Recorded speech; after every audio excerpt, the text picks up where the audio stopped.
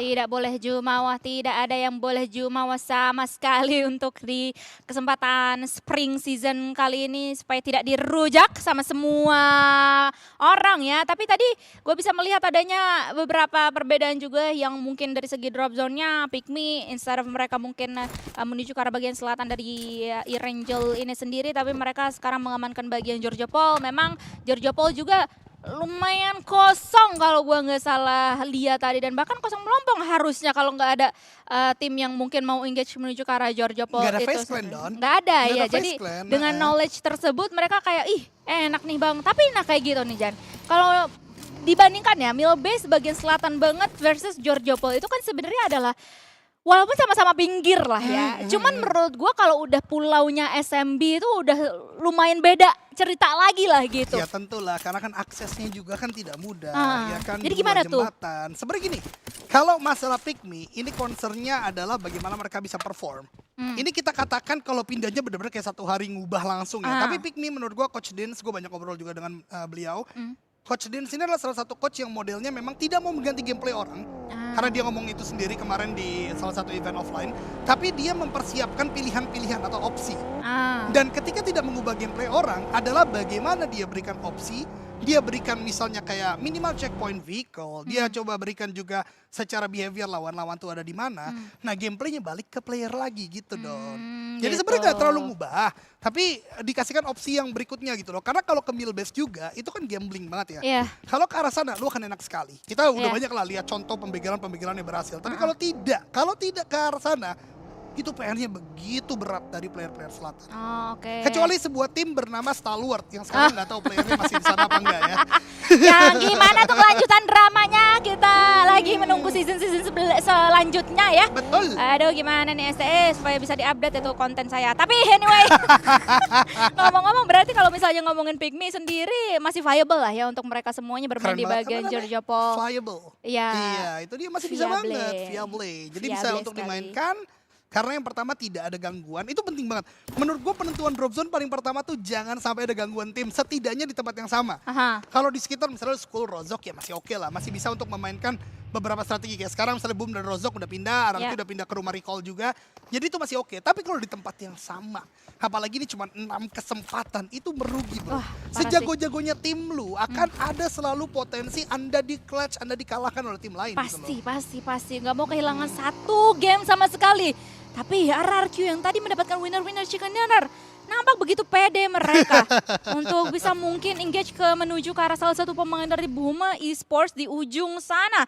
Reizi kalau gua nggak salah Betul, lihat betul. ya, betul sekali. Tadi sedang mengendarai vehicle-nya dan akan langsung aja dipantau oleh dua pemain dari tim RRQ. Namun masih belum ada engagement sama sekali antara mereka berdua. Ini akan menjadi keadaan yang cukup mirip dengan Sanok tadi sih. Karena apa teman-teman semua? Keduanya turun di tempat yang mendekati atau berdekatan. Satu di Rozok, satu di bagian school apartment. Ya. Dan ketika zonanya sekarang memang menuju ke arah bagian tengah dari pulau utama, ya tentu keduanya bergerak cepat lagi. Karena gerakan yang sama juga mereka lakukan di Sanok tadi. Boom, bergerak langsung ke arah bagian kompon di dekat jembatan kecil dari Yasnaya Polyanskui. Dan dari RRQ mereka bergerak dari rumah Recall, kemudian ke arah rumah L yang memang itu notabene akan menjadi apa ya istilahnya checkpoint yang bisa dilakukan oleh Ya. tim-tim yang berkompetitif gitu loh. Checkpoint, ngecek dulu lah ya Ngecek supaya dulu bisa baru dapetin bikin poin. Ya! Aduh, tapi emang harus dilakukan lah ya pengecekan-pengecekan seperti itu, apalagi dengan knowledge yang sudah diamankan juga oleh masing-masing tim seperti yang tadi sedikit dijabarkan oleh seorang Eldoge sendiri. Apalagi balik lagi mereka masih mempunyai waktu banget di circle yang pertama ini karena memang masih berada di tengah-tengah zona. Nah, berbeda ceritanya dengan tim Zerja, yang dimana mereka sebenarnya notabene memang masih berada di bagian barat sekali dari Erangel ini, masih cukup jauh tadi sekitar 1,2 kiloan jarak yang harus mereka tempuh menuju ke arah depan sana. Tapi gue demennya mungkin dengan knowledge juga dari tim Zerja kalau misalnya mungkin bagian Gatka atau sekitar Quarry ini kosong melompong sehingga mereka begitu pedenya menyebarluaskan pemain-pemain mereka. Ada satu yang akan diusung mungkin menuju ke arah paling depannya untuk dijadikan scouter atau pencari jalannya, terus nanti akan disusul oleh pemain-pemain yang lainnya di belakang dari tim Zerja ini karena memang dengan knowledge di bagian sekitar Gatka mungkin memang masih aman untuk kita split sejauh itu. Itu dia. Karena biasanya kalau Searchia menurut gua RNJ ya yang biasanya akan menuju ke arah bagian depan, melakukan scout. Tapi Gua rasa tidak akan sesimpel itu Don, sorry banget. Apa tuh? Karena menurut gua pergerakan dari bagian kiri itu kan agak tricky ya. Menuju ke arah bagian sekitar Pochinki itu seperti ujung tombak bertemunya beberapa titik. Yeah. Misalnya orang-orang dari bagian Primors, yaitu dari Geek Fam misalnya. Kemudian dari bagian Giorgio Paul bisa bertemu juga di sana. Maka daripadanya gua rasa Chelsea ya ketika mau masuk dia akan cukup merapat. Tapi terlepas dari itu semua karena mereka masih jauh di bagian pinggir sana. Mungkin nanti akan fight terjadi di stage yang ketiga. Kali ini tim-tim yang ada di bagian tengah, entah mengapa hari ini behaviornya begitu sentral sekali. Semua tim berusaha cepat sekali bergerak. Bigetron bahkan sudah meninggalkan Milta. Yudo Lion sekarang teman-teman bisa lihat juga sudah bergerak ke arah bagian atas. Cepat banget. Bahkan Vampire, tim yang kita ketahui bermain dari pojok, Zarki, dan memang dibantu drop zone juga sih, mereka langsung ngelut ya. Tapi gerak ke tengahnya itu begitu cepat, mereka nggak lagi kayak diam-diam di bagian outer sebagaimana biasanya. Tapi kali ini sangat disayangkan Rex Regum Kion, satu player yang terlalu terbuka, menjadi central of attention, dipulangkan ke lobby. Waduh, wah berat ini mah 3 pemain nanti sampai ke late gamenya lumayan lah berat, apalagi dengan bagian di selatan ini akan banyak sekali tim-tim yang bertemu dengan mereka semuanya, mengingat memang zona shifting menuju ke arah utara dari Yasnaya sendiri, dan harusnya dengan circle yang seperti ini cukup memberikan advantage untuk tim Vampire ya. Sebenarnya iya, karena entry mereka jadinya nggak terlalu jauh dari zona. Tapi ada MRPX lagi-lagi memang gatekeeper dari Sever nih. Mereka bermain, ada yang di jembatan, masih ada yang menjaga di bagian luar, dan Hazel tadi ya kalau gue nggak salah ya, yang lagi-lagi mendapatkan sebuah knockdown ke arah bagian lawannya. Tapi tadi gue mau shout out ke tim bernama Flash ini, Dona Fiska. Gue kira masih boom di sana, tapi tailing mereka begitu on point, begitu cepat, jadi bisa untuk menumbangkan RRQ tadi. Karena gue kira dari boom. Tapi kita kembali ke peperangan ini, peperangan di bagian dari pom bensinnya, di mana Vampire, oh ternyata memang mereka secara looting juga nggak terlalu sempurna. Bahkan Luzi tadi tidak mempunyai granat, tapi setidaknya cukup lah ya untuk melakukan peperangan. Tapi dihujani granat, dibuat artificial red zone dari MRPX. Dan lagi-lagi, ini dia Hazel, bahkan mendapatkan KDA 2.0 di PMSL. Itu adalah hal yang cukup baik dan sangat bijak. Mereka tahu nggak perlu berlama-lama lagi, udah terlalu sulit untuk ditembus, mereka ringgong ke titik berikutnya. Buset dah bang, kena itu kepala bang Nuzi itu di ujung sana. Dan ini gue sangat tunggu-tunggu apakah step selanjutnya yang akan dilakukan oleh tim Void. Apakah mereka akan coba engage 100% komit menuju ke arah tim Vampire? Sepertinya dari segi perjalanan tidak mau terlalu tergesa-gesa, lebih memilih untuk ngiter sedikit aja. Karena memang ada tembakan balasan tadi yang datang dari bagian Vampire. Apalagi of course dengan timingnya yang cukup tadi sekitar 5-10 detikan. Nuzi is back, Nuzi bisa untuk melakukan healing terlebih dahulu. Tapi menarik ya melihat Vampire merapat menjadi satu titik itu biasanya tidak dilakukan ya kan. Apalagi di awal-awal kayak gini itu gak dia, sih? karena memang keterpaksaan kan tadi dihajar oleh MRPX, dihajar oleh Void juga, dan bahkan sorry to say, walaupun Vampire adalah salah satu tim yang gue prediksi menjadi juara, mereka latah smoke loh tadi. Lemparnya terlalu banyak. Memang blinding visionnya terjadi, tapi tidak efisien bisa kita katakan dari smoke yang dikeluarkan. Jadi hal-hal seperti ini ternyata masih bisa terjadi untuk tim-tim sekelas Vampire. Tapi itulah PMSL, tapi tim X kali ini atau STX SOAS. Dan satu kawannya seorang Rebis lagi mencoba bermainkan lower ground yang memang tersedia di titik ini. Tapi hati-hati, pom bensin sudah ada bom, baru gua katakan. Yami is getting not one, but two. Bahkan tim X kali ini kesulitan sekali. Sang juara PMNC dari Vietnam tidak bisa berbuat banyak. Bahkan hanya menyisakan satu orang saja. Waduh, seperti Dono Kasino Indro ini Warkop DKI ya, Maju kena, mundur kena. itu dia. Kanan kiri juga kena, semuanya serba salah. Hanya meninggalkan the last man standing saja, 59 pemain yang masih alive, tapi Sam9 pun juga nampaknya ingin coba untuk dibalaskan beberapa damage dari pemain tim STX menuju ke arah pemain dari tim Sam9 tersebut.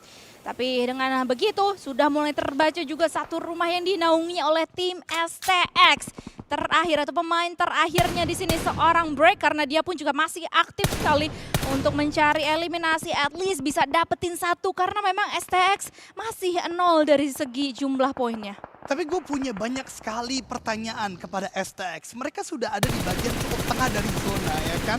Memang kendaraan mereka akan sangat possible hancur karena memang terbuka dari beberapa sisi. Tapi bergerak begitu bold, begitu nekat ke arah bagian pom bensin yang berarti respect untuk Bumi Sport. Ngometin mobilnya pinter juga ya kan.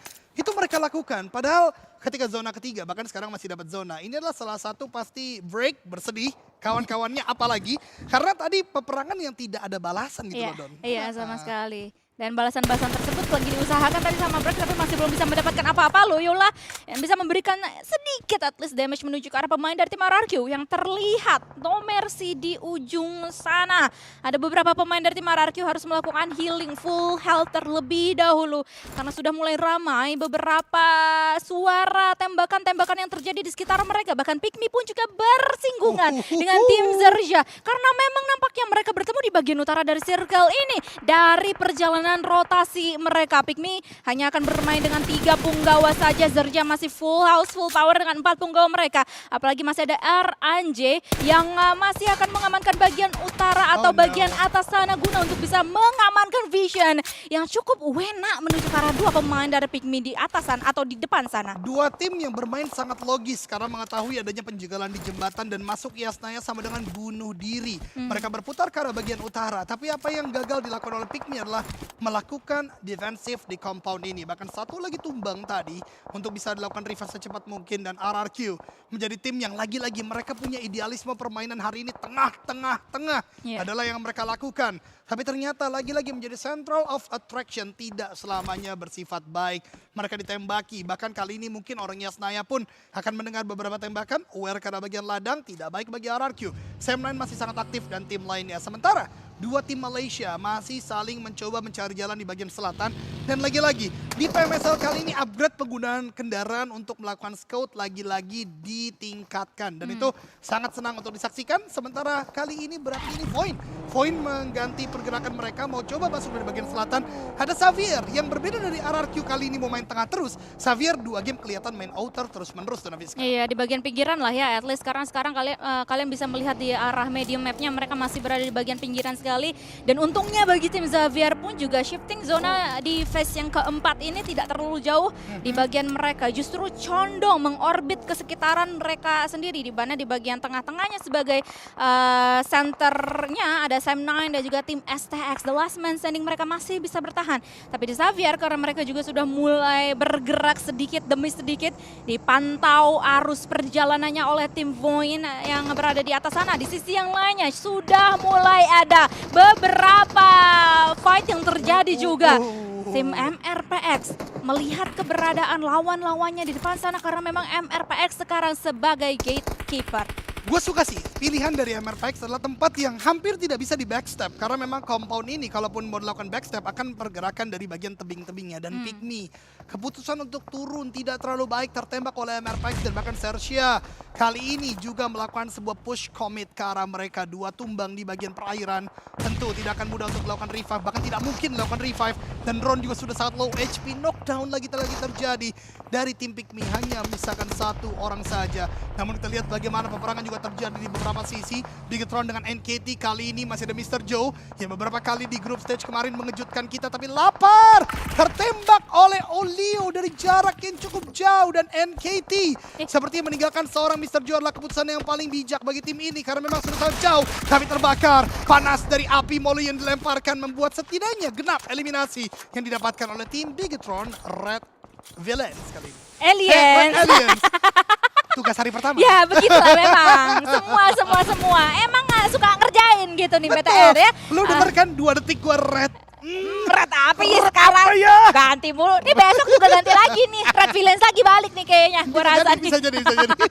Tapi anyway ngomong-ngomong soal RA ini akan coba untuk bergerak untuk bisa mengitari adanya satu cekungan yang sudah dihuni oleh 2 pemain dari tim NKT. Kayaknya sih dihabisin aja coy. Apalagi masih ada beberapa utility yang masih bisa untuk dimanfaatkan oleh pemain-pemain dari tim Bigetron Red Aliens ini. Tapi harus hati-hati karena memang masih ada beberapa utility dari tim NKT. Tapi tidak bisa dibiarkan oleh tim BTR. 1 pemain tumbang akan coba untuk dicari, disisirin dengan menggunakan baginya Genforce. Akan ada movement tabrak-tabrak macho dari tim BTR era. Tapi tiba-tiba saja ada beberapa knockdown. Tapi untung saja mereka masih bisa untuk memulangkan tim NKT seluruhnya. Itu dia, lagi-lagi kan DBS ketika tidak connect pertama itu bahaya banget loh. Bisa menjadi turn back point, the flipping of the table. Tapi masih tidak boleh untuk bersantai saja dari Bigetron karena gue lihat Yudu juga mulai mendekat.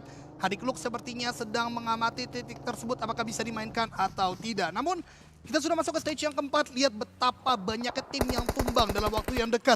Mungkin tidak full tim, tapi beberapa player ditumbangkan karena memang mereka butuh untuk masuk. Dan ketika hal tersebut, peperanganlah yang menjadi cara paling efektif.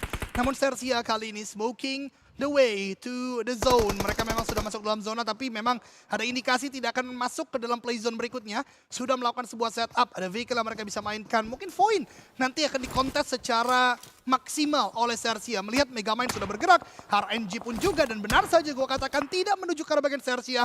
Void, gue harapkan, gue doakan pertahanan kalian kuat. Iya, harus setup defensif sekuat mungkin, sekuat tenaga. Tapi itu dia knowledge yang sudah mulai dibangun oleh tim Void. Yes! Karena 4 punggawa mereka, apalagi salah satunya K-Mine atau key atau kunci di sini berhasil untuk mencium aroma adanya satu pemain lawan. Ada kelihatan itu langsung dibukakan tembakannya.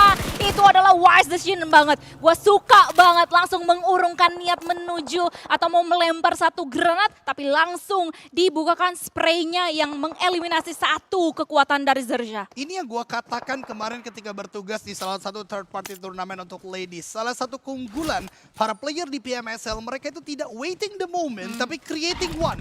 Membuat momennya di mana mereka tahu mereka punya zona. Mereka tahu mereka akan dilakukan kontestasi, push atau apalah itu kita namakan. Tapi mereka aware terlebih dahulu, ada nggak nih yang bandel-bandel mau ngalahin kita. Dan berhasil seorang Kimai, tapi tidak terlalu baik kali ini. Yang kita saksikan antara RRQ dan juga Alter Ego Ares dan Nerpeko dengan M16 berhasil untuk membuat keadaan berimbang secara manpower, but the nade is connected. Dari seorang Snappy melakukan ending. Snappy low HP, menggantikan bagian Nibias. FPV juga dan Peko pun juga tumbang, tapi cepat sekali sang dewa perang kita membalikkan keadaan. Dari RRQ tumbang, tapi langsung saja disuguhkan peperangan yang lain di mana Yudu Alliance tidak mudah untuk menumbangkan Red Alliance. Dan bahkan seorang Hadik Luk di bagian atas terlalu terbuka. Overpick yang tidak baik, justru tumbang 3 melawan 1. Dan buat Jimmy, cabut dari peperangan ini. Iya, cabut langsung ciao. Ciao Bella dari Jimmy sendiri. Tapi di sisi yang lainnya juga ada satu pemain atau satu tim lebih tepatnya dari Indonesia akan mengamankan bagian sedikit cekungan karena mereka akan menghadapi pemain-pemain dari tim Vampire juga di bagian seberangnya. Ada Boom Esports di sana. Sementara waktu dari Vampire lebih memilih untuk tarik ke mundur sedikit demi sedikit. Mungkin mengamankan bagian-bagian pinggiran zona terlebih dahulu supaya tidak terlalu terjamah oleh pemain-pemain dari Boom. Apalagi Boom dengan beberapa utility-nya begitu mematikan, gak henti-hentinya dilontarkan granat demi granat di ujung sana. Pada akhirnya hanya memberikan splash damage, masih belum terlalu connect menuju ke arah pemain Vampire. Di waktu yang bersamaan, Boom tentu tidak boleh hanya fokus ke arah bagian Vampire. Teman-teman perhatikan dari bagian bukit, bisa saja akan datang tembakan utility yang menuju ke arah bagian Boom. Tapi kita berpindah ke arah bagian Bigetron. Ini terlalu terbuka, ini terlalu nekat karena memang tidak mudah bagi Bigetron untuk masuk. Bahkan satu player mereka, Satarles, sudah ditumbangkan. Apapun yang terjadi, eliminasi 6 ini sudah menjadi poin yang cukup tinggi karena memang melihat dari pergerakan mereka tidak mudah untuk masuk. Sam9 sementara hanya ongkang kaki. Mereka punya kompon, mereka punya senjata yang sangat-sangat prima, scope yang cukup juga, apalagi di bagian bukit tidak akan langsung melakukan push ke arah bagian mereka. Jadi sangat diuntungkan bagi Sam9. Setidaknya Bigetron masih punya waktu beberapa saat untuk bermain di bagian outer kali ini. Gua harap kalaupun nanti tumbang, setidaknya bisa memulangkan Jimmy terlebih dahulu menjadi additional elimination untuk tim Bigetron. Ya, at least +1 ya Gan ya. Yes. Tapi di sisi yang lain ternyata ada satu fight juga yang terjadi secara simultan. Anjing pun gak pakai lama, GPL langsung dipulangkan oleh tim Void. Dan mereka juga seperti kesurupan di sini dengan 8 total eliminasi poin yang sudah dikantongnya oleh Void. Hanya bermain dengan 3 punggawa, tapi mereka masih terlihat begitu strong dan bahkan bisa untuk mendapatkan bagian-bagian pinggir dari circle di barat dan juga memborbardir tim-tim lain yang terlihat di ujung sana. Ada Boom Esports, salah satunya yang sedari tadi memang face to face dengan Vampire. Kalau kata seorang Starbuy, anak baru mental kena. Enggak bos, anak baru ngasih mental ke lawan-lawan. Aduh. Bahkan tadi membantai pergerakan dari Geek Fam Malaysia. 3 eliminasi sudah didapatkan dan kali ini Boom yang tidak luput. Lihat bagaimana dia melakukan pick ke arah bagian kiri. Tetap aware dari bagian kanan, tidak bisa melakukan tembakan ke arah bagian Zeta atau seorang Starboy. Yang kali ini masih mengamati ke arah bagian depan. Sementara Bigetron tadi gue lihat memberikan knockdown 1 ke arah bagian Sam9. Dibalaskan karena memang tidak mudah bagi mereka untuk masuk. Setidaknya udah hashtag 7 sudah dapat 2 poiners ya. Atau 1 ya, 1 kalau nggak salah placement untuk membuat Bigetron tidak hanya dari eliminasi. Waduh, gak jauh-jauh dari angka 7 nih kayaknya nih. Hawi. Ada apa dengan 7 ini nih? Apalagi sekarang memang posisi mereka lagi terpojokkan banget. Sam9 sih sebenarnya dari tadi fight antara Yudo Alliance di bagian cekungan tersebut kan memang sudah mengetahui dan udah mapping out posisi-posisi dari pemain dari tim BTR ini. Kelihatan Zungsi kakinya. Ada Yuhai di bagian broken wall. Akan coba untuk menyisiri the last man standing dari tim Wah, mereka BTR. maju dong. Agen Force begitu komit 100% getol sekali untuk bisa mendapatkan Oh eliminasi no, menuju ke arah tim Yuhai. BTR tersebut, Eldoge. Yuhai ini bahaya banget. Dia maju ke arah bagian depan. Apakah justru Yuhai tertumbangkan atau tidak? Ternyata sangat disiplin. Nate Dikuk masih punya 2. Ini seperti the revenge untuk mantan rekan setim. Tapi dari Genfos tetap memberikan gempuran juga. Hati-hati Sam9. Kali ini Anda bisa dipush juga dari belakang oleh Void. Dan itu yang gue doakan agar Bigetron masih bisa panjang secara lifespan di sini. Tapi Nate dikeluarkan, tembakan terjadi. Nice try untuk Bigetron. Kali ini di hashtag yang 7 eliminasi. 7. Tapi nggak apa-apa, 7 daripada 1 lagi. Wah. Itu yang lebih bahaya lagi. Tapi nggak apa-apa, masih memimpin kali ini di pagelaran PMSL Super Sunday. Ya. Kita menuju ke arah bagian stage yang ke-6. Masih ada tim Indonesia tentunya. Ada Boom, Void, Alter Ego. Kali ini yang masih berjibaku untuk mendapatkan kemenangan. Sementara Void bermain cukup pragmatis kali ini, tidak masuk begitu cepat ke arah bagian Sam9 karena mereka tahu ketika menyeberang masih sangat berbahaya, apalagi ada Vampire di sana. Tapi seorang Yangti lagi-lagi belum habis aim powernya, menumbangkan 1 player di Alter Ego dan Naviska. Ya parah banget nih Yangti sebagai salah satu pemain juga kuncian untuk timnya sendiri. Sementara waktu dari Zeta pun juga begitu produktif, begitu Goks. aktifnya sedari tadi. Goks. Gak berhenti-berhenti, memaksimalkan 5. Gua rasa mau sampai 0 tuh tadi, gua udah mau ngomong tuh. Langsung reload terlebih dahulu supaya tidak terlalu kehilangan momennya. Dan bahkan masih bisa ngedodge peluru tersebut tadi. Hanya low HP tadi, tapi di sisi yang lainnya Gosu bisa untuk menculik pemain dari Boom Esports. Dan dengan demikian Boom Esports harus hengkang dari game ini. Luar biasa sekali peperangan yang terjadi dengan banyaknya open field. Tidak banyaknya lagi obstacle.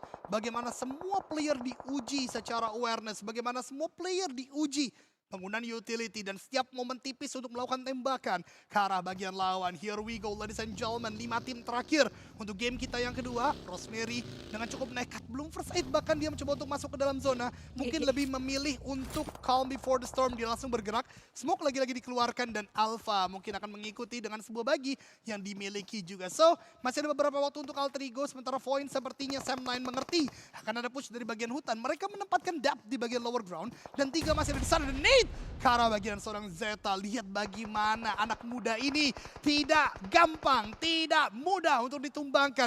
Bahkan hanya sepersekian detik granat tadi akan meledak Donaviska. Gak gentar sama sekali loh pergerakan yang Yes. kita lihat dari tadi.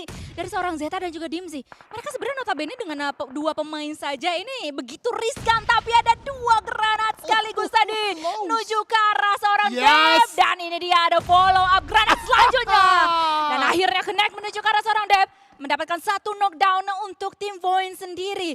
Dan Deb ini kayaknya bakalan sulit sekali. Almost impossible untuk bisa diselamatkan oleh rekan-rekan yang lainnya dari tim Sam9 yang berada di belakang sana. Karena memang notabene jaraknya cukup jauh dan juga cukup terbuka. Bisa aja nanti diculik oleh tim Void, tapi Void pun harus hati-hati. Karena bisa saja mereka terculik oleh Vampire. At the same time, memang Vampire bergerak begitu cepat dan begitu on point terbuka. Yuhai akan melakukan tembakan, tapi disiplin player ini memang selalu terjaga. Dia melakukan first aid terlebih dahulu. Ketika first aid selesai, ini bahaya banget. Tapi lihat bagaimana Zeta di depan. Dimzi akan melakukan sebuah tembakan backup ke arah bagian seorang Zeta. Yang gue sayangkan, Zeta tidak mempunyai first aid. Ya. Membuat healing yang dilakukan cukup lama. Tapi teman-teman sekalian, dalam waktu yang bersamaan, yang mungkin kalian semua nggak sadari, Alter Ego Ares mendekat. Peperangan yang tidak terjadi ke arah bagian mereka membuat sebuah spotting time untuk bergerak. Tapi Dimzi turun. Ini berbahaya sekali. Bahkan Yuhai hampir tertumbangkan dan ada crossfire Crossfire dari tim Vampire. 4 tim tersisa kali ini, tapi Voin begitu nice try,